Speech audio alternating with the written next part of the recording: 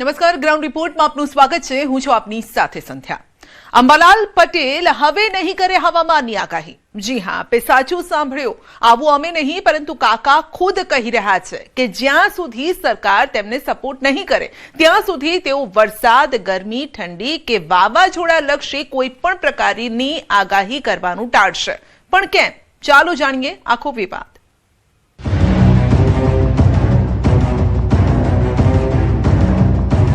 વર્તારા કરનારાઓ સામે ગુનો દાખલ કરવા અને જેલના સળિયા પાછળ ધકેલવા માટે માગણી કરી છે. માનનીય પ્રાઇમ મિનિસ્ટરનો સપોર્ટ મળે, ગૃહમંત્રીશ્રીનો સપોર્ટ મળે, અમારા માનનીય ધારાસભ્યોનો સપોર્ટ મળે. અમે કોઈ પક્ષાપક્ષીમાં માનતા નથી. ગમે તે પક્ષાપક્ષી હોય, સરકારમાં પણ અમે અમારું લગભગ આગાહી માટે અમને બોલાવવામાં આવતા હતા, અમે જતા હતા. હવે આ બધી બાબતમાં જ્યાં સુધી અમને સપોર્ટ નહીં મળે ત્યાં સુધી રામ રામ.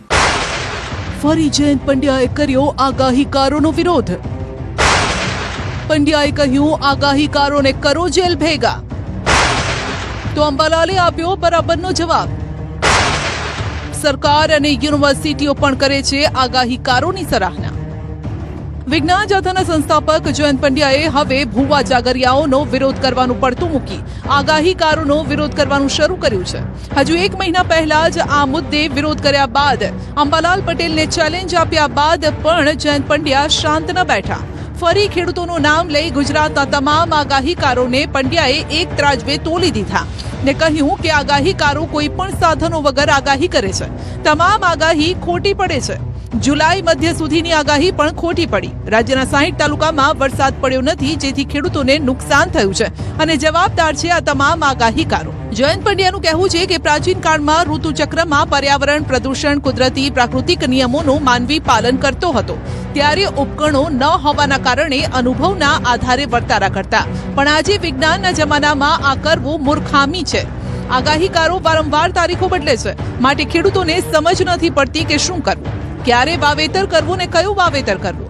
અને વર્તારાના ભરોસે તેઓ બેસી રહે છે ને પગ પર કુહાડો મારે છે.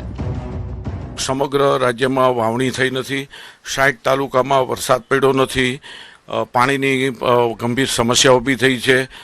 આ બધી પરિસ્થિતિમાં વર્તારા કરનારા વારંવાર તારીખો બદલી અને લોકોને ગુમરાહ કર્યા છે. ખાસ કરીને ખેડૂતો અમને રજૂઆત કરે છે કે અમારે વાવણી હવે છેલ્લા તબક્કામાં છે અને વાવણી નષ્ટ થાય એમ છે, અમારું બિયારણ નાશ થાય એમ છે અને અમે આર્થિક ખાડામાં જઈએ એવી છીએ. આ માત્ર દોષિત છે, વર્તારા કરનાર છે, એના ભરોસા ઉપર અમે પોતાની જાતે પગ ઉપર કુવાડો માર્યો છે, તેવું બધાનો એક સરખી સૂર હતો. હવામાન ખાતામાં જે એન્યુઅલ બેરોમીટર અથવા તો જે હવા માપક યંત્રો ગામડે ગામડે નથી, અથવા તો ગામડે ગામડે હશે તો તે પણ ધૂળ ખાતા થઈ જશે. આ લાંબા ગાળાની આગાહી જેને કરવી હોય ને કરે. અને હવામાન ખાતાનું ખોટું પડે કે સાચું પડે તે હવે ઓડિયો વિઝ્યુઅલ જાથાવાળા જોવે કે જનતા જુએ અને નિર્ણય કરે. અમે એ જ આશા રાખીએ છીએ, જનતા જુએ અને નિર્ણય કરે.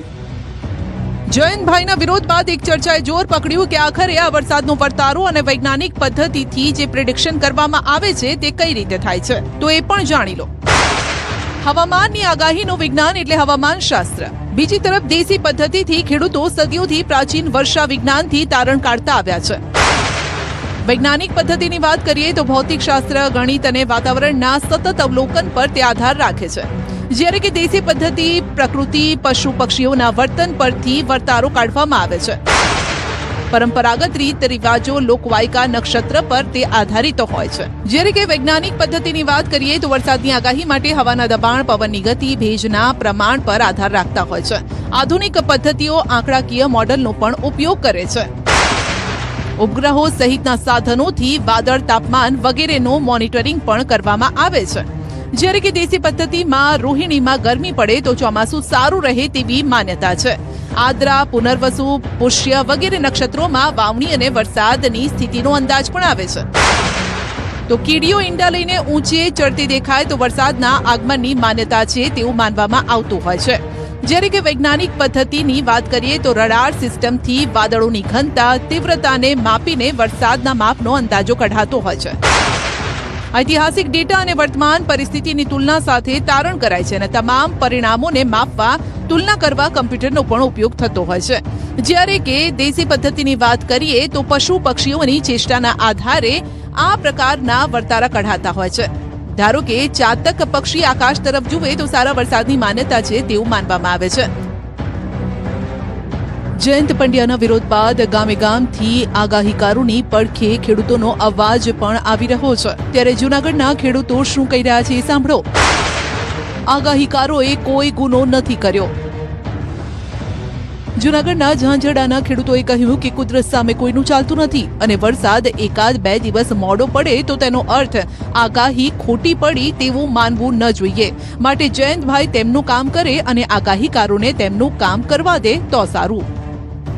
ફરિયાદની વાત કરે છે તો આમાં કયો ગુનો કર્યો છે આગાહીકારોએ કે ફરિયાદ થઈ શકે? અરે તમે જે કામ કરો છો એ કામ કરો ને. તમે ગામડાની અંદર હજી અંધશ્રદ્ધામાં લોકો મૃત્યુ પામે છે, ઘણા બધા લોકો અંધશ્રદ્ધામાં જીવે છે.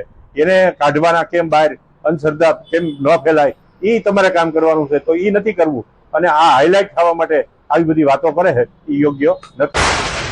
આગાહીકારોની પડખે ગીરના ખેડૂતો જોવા મળ્યા છે. જે ખેડૂતોનો હવાલો આપી જયંતભાઈ તમામ આગાહીકારોને જેલ ભેગા કરવાની વાત કરે છે તે જ ખેડૂતો આગાહીકારોની પડખે આવ્યા. ગીર પંથકના ખેડૂતોએ કહ્યું કે આગાહીકારો પણ તેમની સૂઝબૂઝ અને અનુભવ, પરંપરાગત જ્ઞાન, હવામાનના અભ્યાસના આધારે વરસાદ સહિતની આગાહી કરતા આવ્યા છે. માત્ર તેઓ હવામાં વાતો નથી કરતા. આગાહીકારો આગાહી આ વર્તારા ઉપર કાઢે છે એ એના અનુભવના આધારે કાઢે છે. એના ઉપર આવો કોઈ જે કાયદાકીય ને આ કરવું એ બરાબર નથી. અને જયંતભાઈ એક હિન્દુ શાસ્ત્ર પ્રમાણે જો માનતા હોય તો આગાહી તો કરી શકે, વર્તારા ઉપર આગાહી કરી શકે, પણ એના ઉપર કોઈ આવું એલિગેશન કે આરોપ મૂકી શકાય નહીં. અત્યારે હાલમાં જે આપણે આંબાભાઈ પટેલે આગાહી કરી હતી કે 6-7 તારીખમાં વરસાદ આવવાનો છે 1 થી 5, એ આવ્યો છે. અમુક વાર સાચી પડે છે, અમુક વાર ખોટી પડે છે. એટલે આ બધું તો કુદરતનું છે. પણ આગાહીકારો છે તેના વર્તારા ઉપર આગાહી કરતા હોય છે. આપણે ખીહેર આવે, મકર સંક્રાંતિ આવે, પછી આપણે દનિયા તપે, હોળની ઝાડ ઉપર આવે, અખાત્રી ત્રીજના પવન ઉપર આવે. ખેડૂત માટે બહુ ફાયદાકારક છે. એને ખબર પડે છે ખેતીમાં કઈ રીતના ખેતી કરવી છે, કઈ રીતના પાણી પિયત આપવું છે. એ આગાહીકારોમાં કઈ વાકઈ નથી. એની રીતે એના માધ્યમથી આપતા હોય છે. આ તરફ અંબાલાલની આગાહી 90% સાચી છે તેવું કહેનારા ખેડૂતો પણ છે. સુરેન્દ્રનગરના ખેડૂતોએ કહ્યું કે આગાહી સાચી પડે કે ખોટી, પણ આગાહીકારો રૂપિયા લઈને આગાહી નથી કરતા. આગાહીકારોનું પોતાનું પણ કોઈ સ્વાર્થ નથી. માટે જયંત પંડ્યા જે કામ કરતા હતા તે કરતા રહે. ભ્રષ્ટ ઢોંગી લોકોને ખુલ્લા પાડે, નહીં કે સમાજના એવા લોકોને જે ખરેખર ખેડૂતોની ચિંતા કરે છે. તો એ વસ્તુ ખોટી છે. આગાહીકારો કોઈ પણ ખેડૂતો માટે ખાસ કરી એ કોઈ નાણાં કે અંધશ્રદ્ધા ફેલાવતા હોય એવું મને નથી લાગતું. એ ફક્ત એમની આગાહી કરે છે. તો જે જયંતભાઈ પંડ્યા અત્યારે કહે છે કે ભાઈ પોલીસ કેસ થવો જોઈએ, તો આમાં કોઈ પોલીસ કેસ કરવો અને આગાહીકારો આગાહી કરતા બંધ થઈ જાય અને એનાથી પ્રજા ગુમરાહ થાય એવું હું એક ખેડૂત તરીકે માનતો નથી. જેમ કે અંબાલાલ પટેલ જે ઉનાળામાં માવઠવાનું અને એ રીતે આગાહી કરતા હોય એમાંથી હું માનું ત્યાં સુધી 90% એ સચોટ જ હોય છે. અને જ્યારે આ આગાહીઓના કારણે ખેડૂતોને ઘણો બધો ફાયદો પણ થાય છે. તો સાથે સાથે એમને મુહિમ ચલાવી હોય તો રાજકોટ જેવા આપણા ઘણી બધી જગ્યાએ તંત્રના બેદરકારીના કારણે ઘણા બધા એવા કેસો થાય છે. એના માટે મુહિમ ઉપાડવી જોઈએ કે જેથી કરીને તંત્રના અધિકારીઓ ઉપર, ભ્રષ્ટ રાજકારણીઓ ઉપર પણ કેસ થવા જોઈએ. એ મુહિમ ઉપાડે તો વધારે સારું રહેશે. પણ આજે અંબાલાલ પટેલ ની બધા જે આગાહીકારો છે એ કઈ ખેડૂત પાસે કઈ રૂપિયા લેતા નથી. અને અત્યાર સુધી જયારે લોકોએ આગાહી કરી છે ત્યારે 90% તો સાચું પડ્યું છે. આ વખતે હવે ગમે એ કારણ થયું હોય એટલે એ લોકો જે આગાહી કરે છે ખેડૂતોને ફાયદો થાય કે નથી થતો, પણ ખેડૂતો સાવચેત થઈ જાય છે. આમ આપને જણાવી દઈએ કે અંબાલાલ પટેલ આમ તો 1980 થી કૃષિ અને હવામાન લક્ષી આગાહી કરતા આવ્યા છે. તેમની આગાહી સચોટ પણ સાબિત થતી આવી છે. પણ ક્યારેક હવામાનમાં ફેરબદલ થતા ક્યારેક શબ્દો સાચા નથી પડતા. પણ જયંતભાઈના સતત વિરોધથી કંટાળી આખરે કાકાએ આગાહી કરવાની ના પાડી દીધી. હવે જોવાનું રહેશે કે ખેડૂતોનો આ અવાજ કાકા સાંભળે છે કે નહીં, કે પછી સરકારના સપોર્ટ બાદ જ તેઓ કોઈ આગાહી કરશે. આ કાયદાકીય ચુંગાલમાંથી બહાર આવું ત્યારે તો ધમધમાઈને આગાહી કરે. માટે જયંત પંડ્યાને હું નથી બોલતો, પણ એમને હાથમાં શસ્ત્ર લીધું છે કાયદાનું. એટલે આ જે કાયદો જે છે એની ખાંચ છે, એ ખાંચ પૂરી થાય તો નવ આયામ યંગ બિંગ 80 years old. ક્યાંક મન મૂકીને વરસ્યા તો ક્યાંક લોકો છે હજુ તરસ્યા. પૂર્વ ભારતમાં મેઘાનો ધમધોકાર રાઉન્ડ શરૂ થયો છે. મેઘરાજાની આસામ અરુણાચલ પ્રદેશમાં બ્રેક ફેલ થઈ ગઈ છે. પશ્ચિમ ભારત એટલે કે ગુજરાત, મહારાષ્ટ્રમાં મેઘાએ બ્રેક મારી છે. તો રાજસ્થાનમાં મેઘાને રીઝવવા હવન અને ટોણા ટોચકા થઈ રહ્યા છે. પણ હવે મેઘરાજાનો વિરામ પૂર્ણ થવાનો છે અને ચોમાસું વેગ પકડશે તેવી આગાહી થઈ રહી છે. મેહુલીઓ રહી સહી ખોટ હવે અષાઢમાં અનરાધાર વરસીને પૂરી કરશે.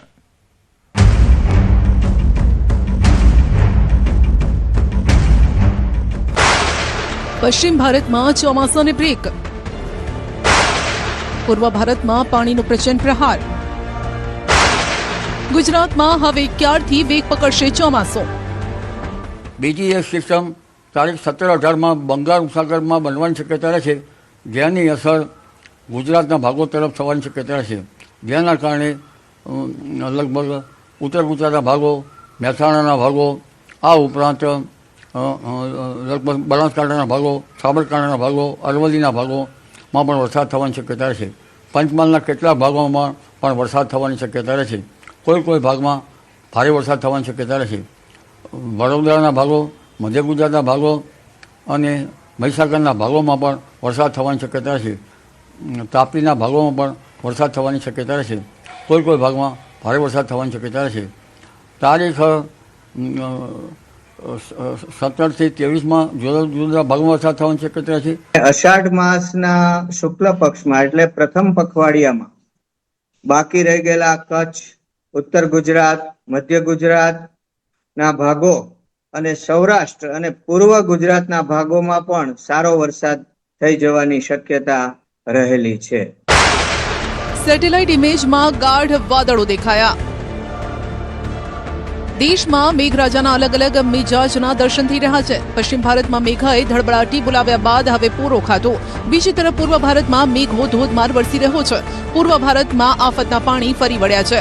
બીજી તરફ પશ્ચિમ ભારતમાં ખાસ કરીને ગુજરાતના કેટલાક ભાગો અને રાજસ્થાનમાં મેઘરાજાને રીઝવવા માટે પ્રાર્થના થઈ રહી છે.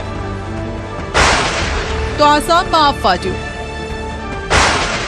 તસવીર નંબર 1. અનેક ગામો બેટમાં ફેરવાયા.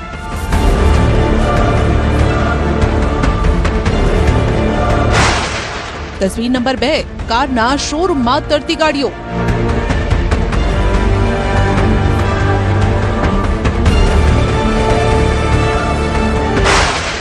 તસવીર નંબર 3. પોલીસ સ્ટેશનમાં ઘૂસ્યા પાણી.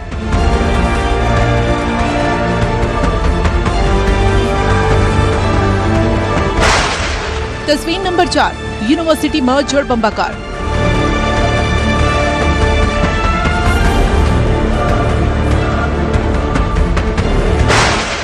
તસવીર નંબર 5. નદીઓ બની ગાંડીતુર.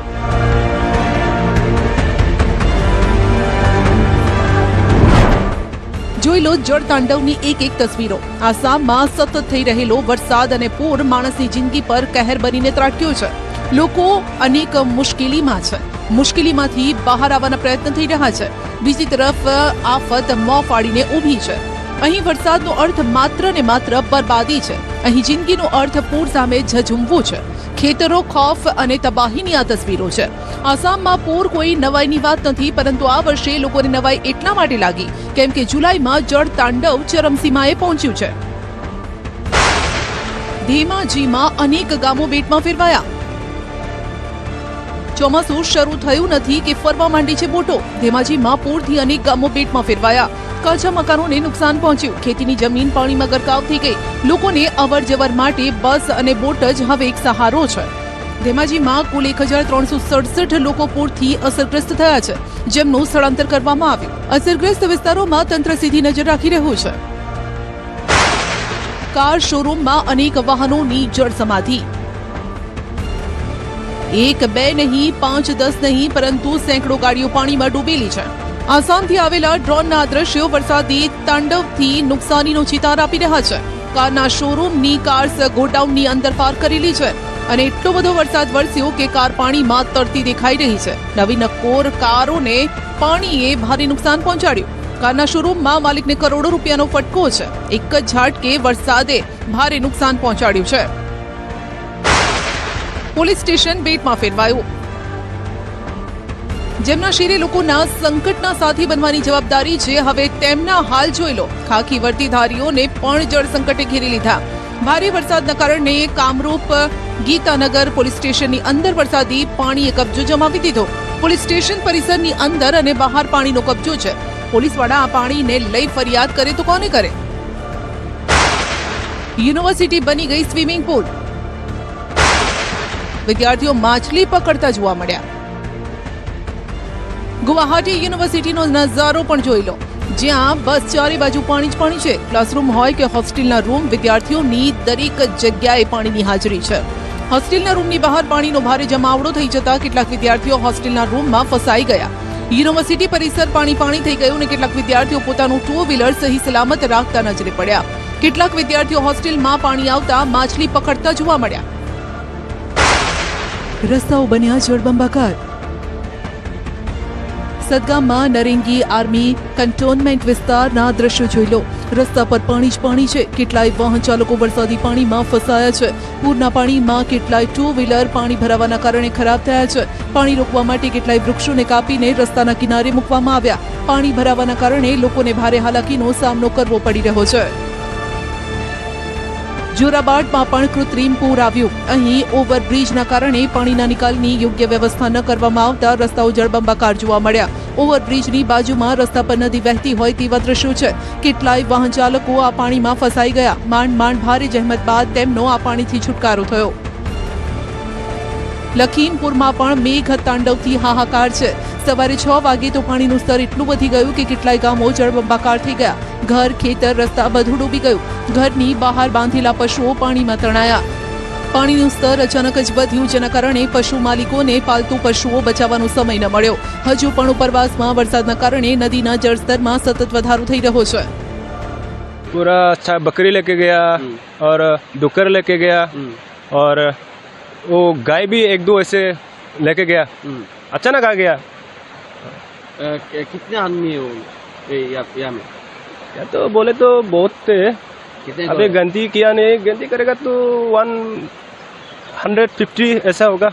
ये हम लोग का सुबह पानी आया, हम लोग मालूम नहीं चला है. और हम लोग का जितना गाय लोग को तो उठा सका है. बकरी था, हांस था, मुर्गी सब ले गया. और हम लोग मालूम नहीं चला है पानी आएगा बोल के. ये अचानक से आ गया पानी. और अभी एम स्थिति पानी खोलेगा तो और भी क्या हो सकता है हम लोग को पता नहीं. ये अचानक से ऐसे हुआ है पानी. हम लोग का जितना था सब ले गया. घर भी हम लोग का डूब गया. अभी घर भी डूबने वाला है हम लोग का. આસામ જ નહીં, પૂર્વોત્તરના અરુણાચલ પ્રદેશમાં પણ આકાશી આફતે કહેર મચાવ્યો છે. ભારે વરસાદના કારણે અરુણાચલ પ્રદેશના કુરુંગ કુમે વિસ્તારમાં પૂર જેવી સ્થિતિ પેદા થઈ છે. પૂરના કારણે પુલ અને રસ્તાઓને ભારે નુકસાન પહોંચ્યું.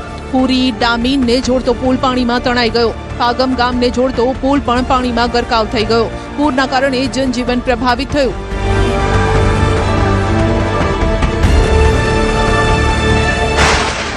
અનંતનાગમાં વાદળ ફાટતા તબાહી.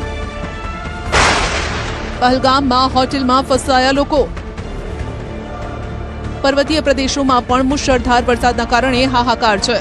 જમ્મુ કાશ્મીરમાં 2 જગ્યાએ વાદળ ફાટતા તબાહી મચી. અનંતનાગના ઊંચાણવાળા વિસ્તારોમાં 2 જગ્યાએ વાદળ ફાટતા અચાનક પૂર આવ્યું. વાદળ ફાટતા પહલગામના નાલા અને આબુરા વિસ્તારમાં પણ પાણીનું સ્તર અચાનક વધી ગયું. પહલગામમાં વાદળ ફાટતા કેટલાય લોકો હોટેલમાં ફસાયા. ખેતરોમાં પણ જળબંબાકારની સ્થિતિ છે. વાદળ ફાટવાની ઘટનાના કારણે કેટલી જગ્યાએ નુકસાનીના સમાચાર છે. લોકોને સુરક્ષિત સ્થળે ખસેડવા માટે એનડીઆરએફની ટીમોને તહેનાત કરવામાં આવી છે. કાદવ અને પાણી ખેતરની અંદર ફરી વળતા ખેતરમાં ઊભો પાક બરબાદ થઈ ગયો. તો 4 વિસ્તારની વીજળી પણ સુરક્ષાના કારણોસર બંધ રાખવામાં આવી. સ્થિતિ પર તંત્ર સતત નજર રાખી રહ્યું છે. વહીવટી તંત્રએ પ્રવાસીઓ માટે એક ખાસ એડવાઇઝરી પણ બહાર પાડી છે. नागानी आफात बारिश हुई है. बारिश होने की वजह से ज़बरदस्त सैलाब आ गया, जिसकी वजह से ये तमाम खेत, तमाम ये बागात खत्म हुए हैं। तो यहाँ पे जब क्लाउड बरस्ट हुआ है, पैडी लैंड भी है और ये हॉर्टिकल्चर लैंड पे, हाँ बिल्कुल, इसकी तबाही बहुत हुई है। हमारे घरों में भी ये पानी है। જમ્મુ કાશ્મીરમાં આફતના વરસાદની આ ડ્રોન તસવીરો જોઈ લો, જ્યાં ચારે બાજુ આખો વિસ્તાર જળમગ્ન જોવા મળ્યો. હવામાન વિભાગનું માનીએ તો આગામી 24 કલાક જમ્મુ કાશ્મીર માટે ભારે છે. આગામી 24 કલાક ભારે વરસાદની આગાહી છે. જમ્મુ ખીણ અને પીર પંજાલ વિસ્તારમાં વરસાદની સંભાવના છે. અત્યાર સુધી પડેલા વરસાદના કારણે ચેનાબ નદીના જળસ્તરમાં સતત વધારો થઈ રહ્યો છે, જેના કારણે ડેમના દરવાજા ખોલવામાં આવ્યા. નદીના જળસ્તરમાં સતત વધારો થવાના કારણે વહીવટી તંત્રએ નદી કિનારે નીચાણવાળા વિસ્તારો રહેતા લોકોને સતર્ક રહેવા ચેતવણી આપી. સતત ભારે વરસાદના કારણે રાજ્યમાં કેટલી જગ્યાએ નદીઓમાં નવા નીર તોફાની બન્યા છે. ગુજરાતમાં નવો વરસાદી રાઉન્ડ ક્યારથી? અષાઢ મહિનામાં પડશે અનરાધાર. દક્ષિણ ગુજરાત અને દક્ષિણ સૌરાષ્ટ્રને મેઘો તરબોળ કરતો ગયો, પરંતુ કચ્છ, ઉત્તર ગુજરાત, મધ્ય ગુજરાત અને સૌરાષ્ટ્રના કેટલાય જિલ્લામાં હજુ વરસાદની કાગડોળે રાહ જોવાઈ રહી છે. વાવણી લાયક વરસાદ ન પડતા ખેડૂતોના શ્વાસ અદ્ધર થઈ ગયા છે. રાજ્યમાં ચોમાસાની સિસ્ટમ નબળી પડી છે. અરબી સમુદ્રમાં મજબૂત લો પ્રેશર નથી બન્યું, જેના કારણે વાદળો ગુજરાત તરફ નથી ખેંચાઈ રહ્યા. રાજ્યમાં હજુ 22% ઓછો વરસાદ છે અને હજુ સુધી 21 જિલ્લામાં 20%થી ઓછો વરસાદ છે. રાજ્યમાં અત્યાર સુધીમાં 24.65% વરસાદ નોંધાયો છે. ગત વર્ષે 13 જુલાઈ સુધીમાં રાજ્યમાં 48% વરસાદ વરસી ચૂક્યો હતો, પરંતુ હવે આગાહીકારો રાહતની આગાહી લઈને આવ્યા છે. અષાઢ મહિનાની શરૂઆતમાં મેઘરાજા ભૂક્કા બોલાવશે. જે વિસ્તારોમાં હજુ છાંટા નથી પડ્યા તે પણ તરબોળ થવાની આગાહી છે.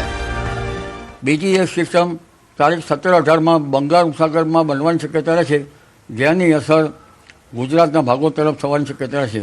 જેના કારણે લગભગ ઉત્તર ગુજરાતના ભાગો, મહેસાણાના ભાગો, આ ઉપરાંત લગભગ બનાસકાંઠાના ભાગો, સાબરકાંઠાના ભાગો, અરવલ્લીના ભાગોમાં પણ વરસાદ થવાની શક્યતા રહે છે. પંચમહાલના કેટલાક ભાગોમાં પણ વરસાદ થવાની શક્યતા રહે છે. કોઈ ભાગમાં ભારે વરસાદ થવાની શક્યતા રહે છે. વડોદરાના ભાગો, મધ્ય ગુજરાતના ભાગો અને મહીસાગરના ભાગોમાં પણ વરસાદ થવાની શક્યતા રહે છે. તાપીના ભાગોમાં પણ વરસાદ થવાની શક્યતા રહે છે. કોઈ ભાગમાં ભારે વરસાદ થવાની શક્યતા રહે છે. તારીખ 17થી 23માં જુદા જુદા ભાગમાં વરસાદ થવાની શક્યતા છે. ગુજરાતમાં અને દેશમાં પણ બહુ સારો વરસાદ થવાની શક્યતા છે. અને અષાઢ માસના શુક્લ પક્ષમાં એટલે પ્રથમ પખવાડિયામાં બાકી રહી ગયેલા કચ્છ, ઉત્તર ગુજરાત, મધ્ય ગુજરાતના ભાગો અને સૌરાષ્ટ્ર અને પૂર્વ ગુજરાતના ભાગોમાં પણ સારો વરસાદ થઈ જવાની શક્યતા રહેલી છે. એમાં તારીખોની વાત કરીએ તો જળરાશિ કર્કમાં ગુરુ અને ચંદ્ર ભેગા થવાથી તારીખ 14 જુલાઈથી 17 જુલાઈમાં અને સિંહ રાશિમાં વૃષ્ટિકારક ગ્રહો ચંદ્ર અને શુક્ર સાથે રહેવાથી 18-19 જુલાઈમાં વરસાદ થવાની સંભાવના રહે છે. એટલે કે 14 થી 19 જુલાઈમાં વરસાદ થવાની શક્યતા છે. એમાં પણ 15 તારીખે ગુરુનો અસ્ત અને 16 જુલાઈએ અષાઢી બીજે ગુરુવાર હોવાથી તારીખ 15-16માં વરસાદ થવાની શક્યતા છે. જુલાઈના અંતમાં દક્ષિણ ગુજરાત, સૌરાષ્ટ્રમાં જમાવટ. જુલાઈ મહિનાના અંતમાં એટલે કે 24 જુલાઈથી 26 જુલાઈ 2 દિવસ ફરી દક્ષિણ ગુજરાત પર ઘાતની અંબાલાલની આગાહી છે. અંબાલાલનું માનીએ તો 2 દિવસ પૂર આવે તેવો વરસાદ પડી શકે છે, જ્યારે કે 27 જુલાઈથી 30 જુલાઈ સુધી સૌરાષ્ટ્ર અને કચ્છમાં મેઘો તૂટી પડશે. દ્વારકા, પોરબંદર, જામનગરમાં મેઘરાજા મન મૂકીને વરસશે. પરંતુ તારીખ 22 બાદ દક્ષિણ ગુજરાતના ભાગોમાં ભારેથી અતિભારે વરસાદ થવાની શક્યતા રહે છે. અને તારીખ લગભગ 24, 25 અને 26માં મુંબઈના ભાગોમાં વરસાદ થવાની શક્યતા રહે છે. આ જ અરસામાં દક્ષિણ ગુજરાતના ભાગોમાં પણ વરસાદ થવાની શક્યતા રહે છે. અતિભારે વરસાદથી નદીઓમાં પૂર આવવાની શક્યતા પણ રહી શકે. તારીખ 27થી 30 જુલાઈમાં પણ વરસાદ થવાની શક્યતા રહે છે. આ વરસાદ સૌરાષ્ટ્રના ભાગો, પશ્ચિમ સૌરાષ્ટ્રના ભાગો, દ્વારકાના ભાગો, પોરબંદરના ભાગો, જામનગરના ભાગોમાં પણ થવાની શક્યતા રહે છે. ઉત્તર સૌરાષ્ટ્રના ભાગોમાં પણ થવાની શક્યતા રહે છે. કચ્છના ભાગોમાં પણ થવાની શક્યતા રહે છે. સૌરાષ્ટ્રના અલગ અલગ ભાગોમાં પણ થવાની શક્યતા રહે છે. ઉત્તર ગુજરાત, મધ્ય ગુજરાત અને પૂર્વ ગુજરાતના ભાગોમાં પણ વરસાદ થવાની શક્યતા રહે છે. આ વખતે ઓગસ્ટ માસમાં શરૂઆતમાં અણધાર્યો વરસાદ થવાની શક્યતા રહે છે. જો કે ઓગસ્ટ પહેલાંનું 20મી જુલાઈ પછીનું વરસાદી પાણી કૃષિ માટે સારું ગણાય છે.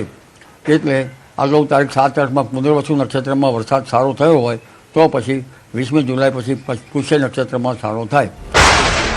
2 દિવસ સામાન્ય વરસાદની આગાહી. હવામાન વિભાગે પણ 2 દિવસ સામાન્ય અને હળવા વરસાદનું પૂર્વાનુમાન કર્યું છે. ખાસ કરીને 2 દિવસ